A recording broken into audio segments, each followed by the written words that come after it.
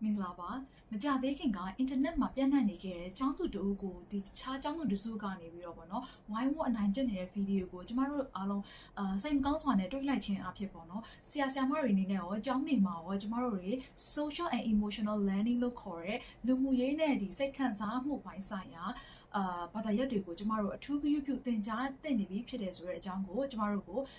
မိမောင်းထုတ်ပြပေးလိုက်တယ်လို့ပဲဖြစ်ခဲ့ပါတယ်အဲ့တော့ social and emotional learning ဆိုတာဘာကိုပြောတာလဲကျမတို့အနေနဲ့ social emotional learning ကိုအလွယ်ကူဆုံးကိုယ်တိုင်နဲ့ဒီပတ်ဝန်းကျင်ပေါ့နော်ဆိုပြီးတော့နှစ်ပိုင်းကြည့်လို့ရပါတယ်ဆိုတော့ပထမအဆုံးအနေနဲ့ကိုယ်တိုင်ဆိုတဲ့စီမှာတော့ကျမတို့ self awareness and self management ပေါ့နော်ဆိုတော့အဲ့ဒါကဘာကိုပြောရလဲဆိုတော့ကျမတို့ကလေးတွေကပေါ့နော်ကိုယ့်ရဲ့သူတို့ရဲ့စိတ်ခံစားချက်တွေဖြစ်တဲ့သူတို့ဝမ်းသာနေလားစိတ်လှုပ်ရှားနေလားစိုးရိမ်ပူပန်နေလားဆိုတဲ့ခံစားချက်တွေကိုအရင်နားလည်အောင်ပြုလုပ်ပေးရတဲ့အဆင့်ကိုဆိုတာဖြစ်ပါတယ်ဆိုတော့ဒီအဆင့်ကိုနားလည်သွားပြီဆိုတဲ့အခါကျလို့ရှိရင်သူတို့ရဲ့ဒီစိတ်ခံစားချက်တွေကိုဒီတိုင်းနားလည်ရုံပဲမဟုတ်ပဲねမျိုးသိပ်ထားဖို့ပဲမဟုတ်ပေါ့နော်ဒီခံစားချက်တွေကိုတို့အလွယ်ကူဆုံးနဲ့မှန်ကန်ထောက်ဖော်ပြတတ်ဖို့လည်းကျမတို့ကလေ့ကျင့်ပြီးလို့လိုပါတယ်ဆိုတော့ဒီလိုလေ့ကျင့်မှာတို့ရဲ့စိတ်ပိုင်းဆိုင်ရာပျော်ရွှင်ကျန်းမာမှုကိုရရှိစေမှာလည်းဖြစ်ပါတယ်ဥပမာဆိုပါစို့ကလေးတယောက်မှာမုံနှစ်ခုရှိတယ်ဆိုတော့အဲ့ဒီမုံနှစ်ခုတွေကတစ်ခုကိုတခြားတငယ်ချင်းတယောက်ကသူ့ရဲ့ခွင့်ပြုချက်မပါဘဲနဲ့ပေါ့နော်သူမကြွေးဘဲနဲ့စားသွားတယ်ဆိုပါစို့ဒီလိုမျိုးချင်းတဲ့မျိုးမှာကျမတို့ဆရာဆရာမတွေအနေနဲ့ကြည့်လိုက်ရင်တော့ဒါကဲမုံလေးတစ်ခုပဲဖြစ်မှာမလို့လေတစ်ခုကြံသေးတာပဲဆိုတာမျိုးတွေးကောင်းတွေးနိုင်ပေမဲ့ကလေးငယ်တွေအတွက်ကျောင်းသူကျောင်းသားတွေအတွက်တော့ဒီကိစ္စကဒီခံစားချက်ကိုသူတို့နားမလည်သေးဘူးပေါ့နော်ဒီခံစားချက်ကသူတို့အတွက်အသက်ဖြစ်နေတယ်သူတို့ဝမ်းနေတာလားသူတို့စိတ်မကောင်းဖြစ်တာလားသူတို့မကျေနပ်တာလားဆိုရယ်ခံစားချက်တွေကရှိတယ်ဆိုတာကိုတို့အခုမှစပြီးလေ့လာနေတော့ဖြစ်တယ်ဆိုတော့အဲ့ဒီခံစားချက်လေးတွေကိုကျမတို့အနေနဲ့နားလည်အောင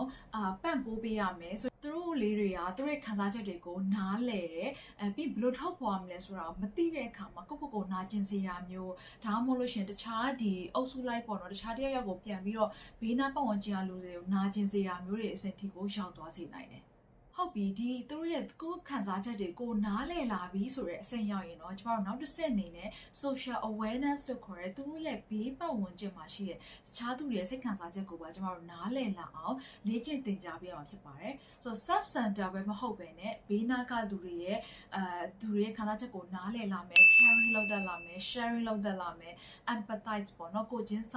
တက်လာမယ်ဆိုတော့စိတ်တွေကိုကျမတို့ဖြည်းချင်းရလာအောင်လေ့ကျင့်ခန်းများစွာသင်ခန်းစာများစွာနဲ့ကျမတို့အဖြစ်ပြက်ပေါင်းများစွာနဲ့ကျမတို့လေ့ကျင့်ပေးဖို့လိုအပ်ပါတယ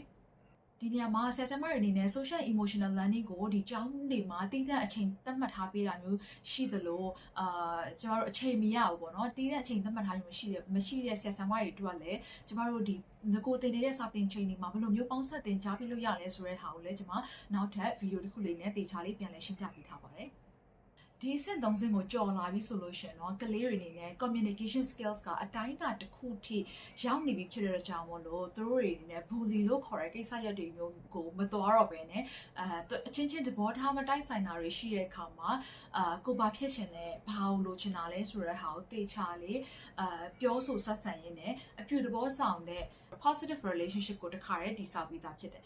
ဒီ social emotional learning ရဲ့နောက်ဆုံးအဆင့်ဖြစ်တဲ့ responsible decision making stage ကလည်းအရင်အောင်မှာအရေးကြီးတဲ့ကဏ္ဍတစ်ခုကနေပါဝင်နေပါတယ်